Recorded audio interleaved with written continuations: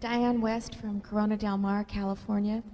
I know, Mr. Buffett, that you've said that you don't read what other people say about the market or the economy, but do either you or Charlie have an opinion about how you think things are going to go? Are you bullish or bearish? You may have trouble believing this, but Charlie and I never have an opinion about the market because it wouldn't be any good, and it might interfere with the opinions we have that are good. If we're right about a business, if we think a business is attractive, it would be very foolish for us to not take action on that because we thought something about what the market was going to do or anything of that sort, because we just don't know. And to give up something that you do know and that is profitable for something that you don't know and won't know because of that, it doesn't make any sense to us, and it doesn't really make any difference to us. I mean, I bought my first stock, I think, in probably April of 1942 when I was 11.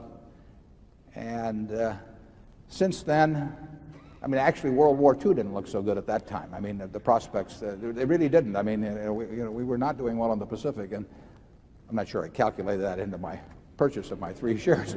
But I mean, just think of all the things that have happened since then, atomic weapons and major wars and presidents resigning and all kinds of things, massive inflation at certain times.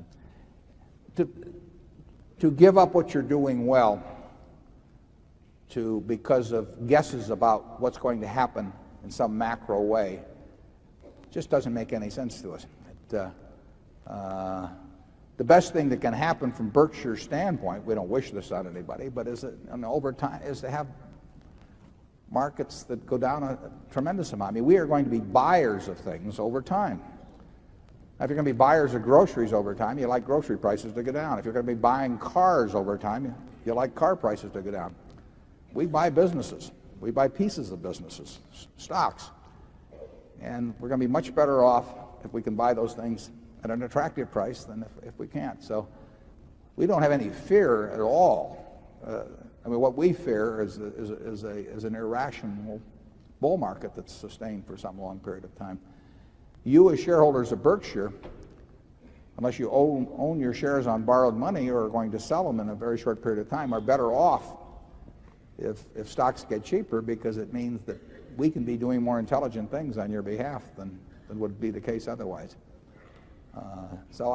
But we have no idea what and we wouldn't care what anybody thought about it. I mean, most of all ourselves. I mean, Charlie, do you have any? No, I think if you're agnostic about those macro factors and therefore devote all your time to thinking about the individual businesses and the individual opportunities, it's a way more efficient way to behave, at least with our particular talents and lacks thereof. If you're right about the businesses, you'll end up doing fine. We don't know, and we don't think about when something will happen. We think about what will happen. It's not so difficult to figure out what will happen. It's impossible, in our view, to figure out when it will happen. So we focus on what will happen. This company in 1890 or thereabouts, the whole company sold for $2,000. It's got a market value now of about 50-odd billion. Somebody could have said to the fellow who was buying this in 1890, you're going to have a couple of great world wars, and you'll have the panic of 1907. All these things will happen. And wouldn't it be a better idea to wait?